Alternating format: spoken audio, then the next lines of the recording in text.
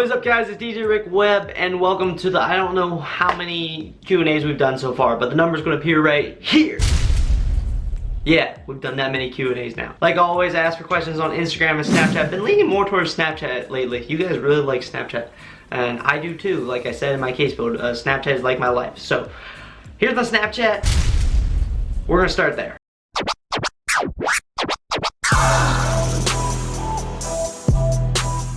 Like always, if you guys want to be featured in the Snapchat, send me a...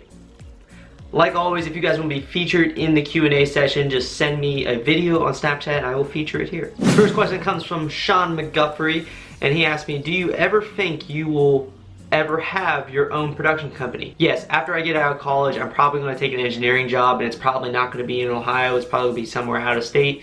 And my plan is to start my own production company wherever that may be. Next question comes from Louis Miranda 577, and he asks, what is the best beginner uplighting? I would either go with the American DJ Mega Par profiles, the pluses, or the profiles. If you can find the profiles like used, take those because they're going to be cheaper. But the pluses are also a good option because they're cheap. And for uplighting, you really don't need super expensive like uplights. You don't need the like 6-in-1 ones. You just literally need an RGB light to do like room uplighting around the room. Other good options are like the Chave 38s or the 64s if you can find them anywhere. Also good options. Next question comes from Matt.Donk. What's your favorite DJ moving head fixture and why? I'm gonna make an assumption on this, and I'm gonna throw out like all the big production lighting and all that fancy stuff, the stuff that SLM Entertainment. I'm gonna throw out all that. We're just gonna focus on like mobile DJ lighting. Like you're going out doing a wedding of like 250, or you're going out and doing like 100 to 200 person prom. What are my favorite moving heads? So, number one, believe it or not, is the Pro DJ Lighting Wash moving heads. I made a whole review on them. They're right there. Those are by far my favorite. Like the lighting punch they have, you don't need fog with them. Just like all in one, it's an amazing package, and their sound active functions are awesome. If you DMX them, they're even better than that. They're 6-in-1 LEDs, they're super bright, they're awesome. To go along with that would be the Inno pocket spots. Those are also really good. I'm actually thinking about getting a pair of them to like make a smaller lighting rig for like weddings, so I don't have to bring out like the big moving heads. So like I'm thinking about doing that potentially. So like Inno pocket spots are also, or would probably be my second favorite mobile DJ moving head. Hey DJ Rick Webb, this is Jake from Tennessee. How much is your liability insurance run you in Ohio? Great question, Jake. And actually liability insurance is actually a question that's been brought up lately to me a decent amount in like the social media and stuff, so it's a good time to address this. So as far as liability insurance goes, the company I work for has like $1 million policy on liability insurance that I'm not really sure how much it costs per month, but it's for the whole entire business. Everyone that works under it is included in that liability insurance. That said, I do gigs outside of the realm of the company, like the ones you see at college parties and stuff like that. And for most of those, it depends on the event and if I actually do get insurance or not. But for like the bigger ones, so like Palmer Place and stuff like that, I will purchase insurance on an event basis. There's a lot of websites online that you can literally just Google event insurance, and there's a bunch of companies online that will insure you for your event for however much you need. So you put in what you need, and actually a lot of DJs have been doing this for a while. Next question comes from Miguel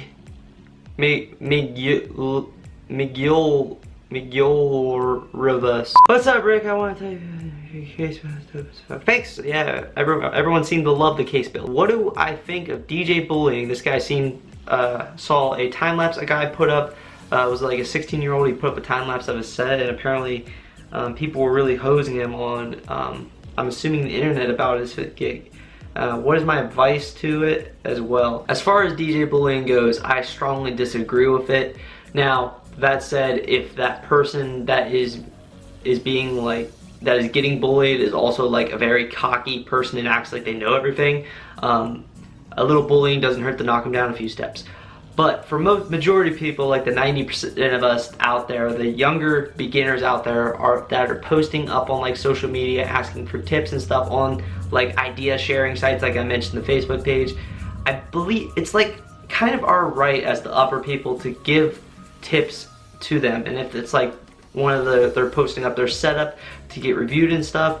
A little criticism doesn't hurt here and there. Now there's a fine line that a lot of people can't seem to find when they're trying to like tell someone about their setup, what they don't like, what they could do better, and compared to literally just bullying them and saying your setup looks like shit. So basically, I don't approve of it. I don't approve of the bullying, but my advice is that if you are one of those people out there getting bullied, or if you are a younger one and you feel like there's a lot of pressure to have like this perfect setup and stuff, don't worry about it. You're a beginner. You're just trying to work your way up there. They're just being critical of your setup because they don't want you to steal from their business. So make your business better than their business. DJ Junior, I get to choose the question here. You put 2 questions, I get to choose. What equipment should be upgraded first? Audio or controller or mixer or microphone? So it depends on what you want to do. There's like 2 routes you can do in the DJ world. You can go down like the bar club scene route, or you can go down the mobile DJ route. Or there's probably like a third that's like the producer route, like you're making music. That kind of goes with the bar and club scene. So if you want to go like the producer slash club slash bar route, you probably want to upgrade your controller or your mixer first. If you want to go down the mobile DJ route, you definitely want to upgrade your speakers first. Like bar none, update your speakers first. If I haven't told you guys before, I started out DJing on a laptop like a lot of people did. And I actually never got a controller, like a physical controller, until I had my first 2 Eon speakers. So I waited until I had decent speakers before I even bought a controller, and I bought a really cheap $200 one. Isaiah Ruse, how do you organize your music? I organize my music based on genre and also based on like categories that I like. JYock01, what is a good opening song and a good closing song for the night? Good opening song, Cupid Shuffle, Cha-Cha Slide, always good ones. Yeah by Usher, also a good one to go with. Closing song, you can't go wrong with Closing Time, Don't Stop Believin'. Good songs as well. Lima04, what is the best beginner DJ controller? I meant to make a video on this, I feel like I meant to make a video on this. We're gonna make that a side agenda. I'm gonna put that on the board right now for a new video. If you didn't know, this is like my idea board.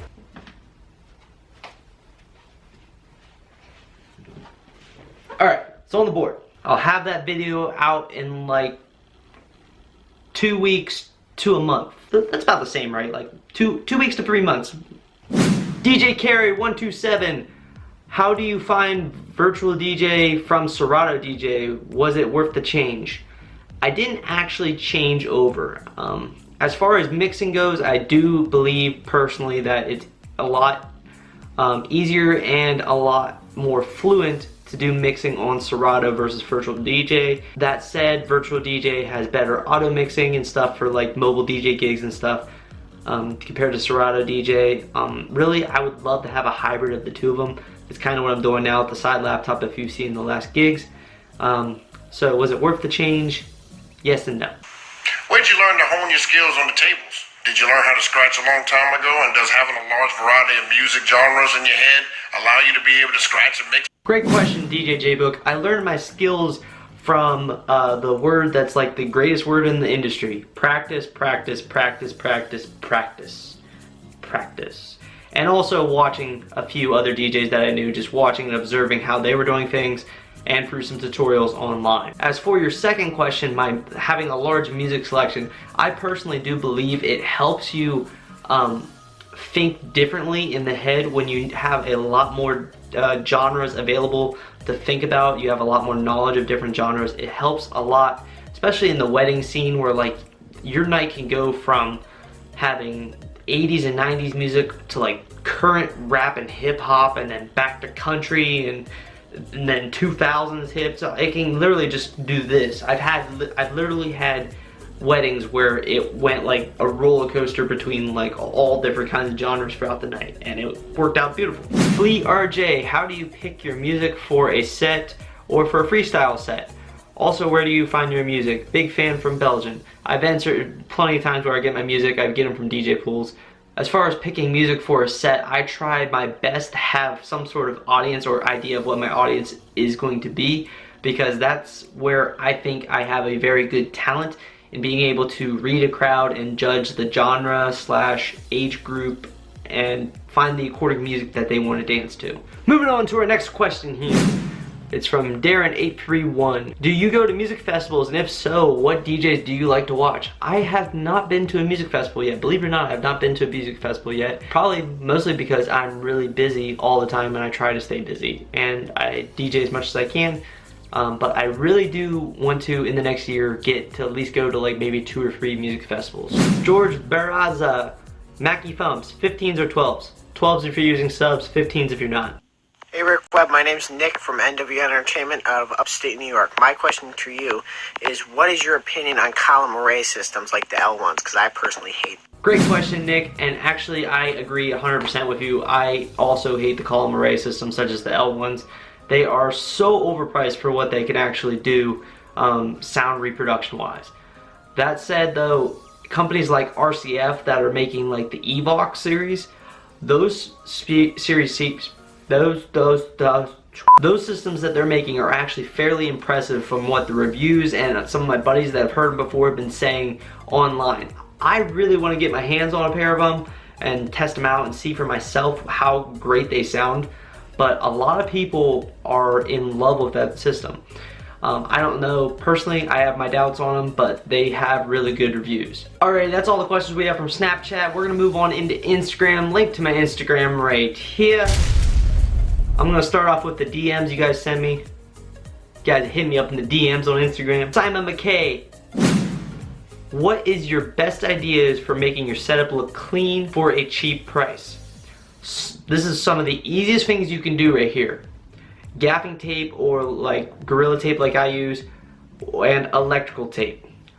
Your cables on your speaker stands.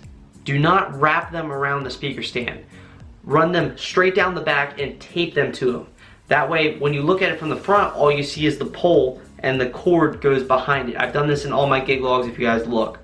Also on the floor, tape down your cords, make them nice and taut, nice and straight, make it look nice and clean. Straight lines look cleaner than spiral cables and stuff. One other thing that's not too expensive, get some sort of cloth to cover up your DJ table. I've seen so many pictures of DJ setups out there where all they do is they set their mixer on top of the table and there's nothing like covering their feet and stuff, and there's cables laying underneath their table and stuff. Get yourself a tablecloth, a skirting or something, drape it over the table. It's super cheap. Or you could build yourself your own facade. I know a lot of you guys want me to make a video on that. Eventually I'll get to it, maybe in like a week or like 6 months. It will happen sometime. But those are my ideas for making your setup look clean. Tape your stuff down, make sure all your cables are nice and taped down, nice clean lines. Really just try to work on your cable management. That's the best thing you can do to make your setup look as clean as possible. DJ Kennero. Have you ever seen a fight at a gig, and how do you handle it? Believe it or not, I actually did see a fight at a gig, but the fight necessarily did not happen like anywhere near the vicinity of what I was doing. So this was an outdoor wedding. I actually never did a gig log on this wedding. This was before I started gig logs. Outdoor wedding, everything was ran off of generators, literally in the middle of nowhere. Like it was a field, they mowed the field down and had a wedding there. And it was a really intoxicated wedding, and like 2 dudes got in some sort of an argument and fight, and it was like literally like a football field over into the darkness. It was a huge field, so like there was plenty of room. They were riding 4-wheelers and stuff around as well, and literally they got into some sort of fight, something over there, and like I was still DJing. I still had like at least 40 people on the dance floor dancing, and like it didn't interrupt me at all, so I didn't really have to handle anything. And I almost forgot, when I was DJing at the bars, like doing my little like training and stuff at the bars every Friday towards the end of the school year, trying to get better at the bar DJing, one time there actually was a fight that broke out in the bar, and the guy that was training me before that had taught me when this happens at the bar, literally just cut the music, which I did, got on the mic and literally was like, come on now, man, you gonna do this to everyone in here? Come on now, get out of here. And doing that, it kind of basically takes the crowd and keeps them there, turns them against the people that are fighting, making them pissed, so that the guys that are fighting literally look like they're fighting for no reason. Bouncers took them out, and then I got on the mic and was like, now that the idiots are gone, we can actually have a good time and enjoy it. Let's get this party rocking, and hit the music, and we had a good night. Skyfreak1 What is a good age to start DJing as a hobby or an actual job? Personally, I would say after you turn 12, you can do it as like a hobby and stuff. I wouldn't start doing actual gigs until you're at least 14. Mazar Blade, do you do any branding for your DJ biz, such as shirts, stickers, hats, etc.? Not really. I mean, I don't do a lot of branding necessarily. I have a big social media branding, my logo and everything on this YouTube channel is the same one I use for my DJing branding. It's on all of my business cards. I also have the logo in my moving heads. I try to shine that on the dance floor, on the wall somewhere when people are coming in and everything. That way it kind of brands the event, but it's in a clean and pretty neat fashion. As far as hats, shirts, and that goes, I don't have any yet. Maybe potentially in the future. I really think it'd be cool to get some hats. Borgo Mix 702, have you ever played Mexican music? No, I have not. That's probably one of the one genres, Mexican Latino music, I'm not really too familiar with. Alrighty guys, that's everything for this Q&A. I'm sorry if I didn't get to your question. You guys sent in a ton of questions this time, and there was no way I could get to all of them in this video, and I didn't want to make this a super long video. So that's all that we're doing in this Q&A. If you guys like this Q&A, please give me a thumbs up on this video. Be sure to hit that subscribe button because we're almost at 5K as filming this video. It's like 4,990 something. It's really, really close to 5K. And we probably already hit 5K by the time you see this video. And on that note, guys, my name is DJ Rick Webb. Keep them records spinning, and I will see you guys next time. Peace.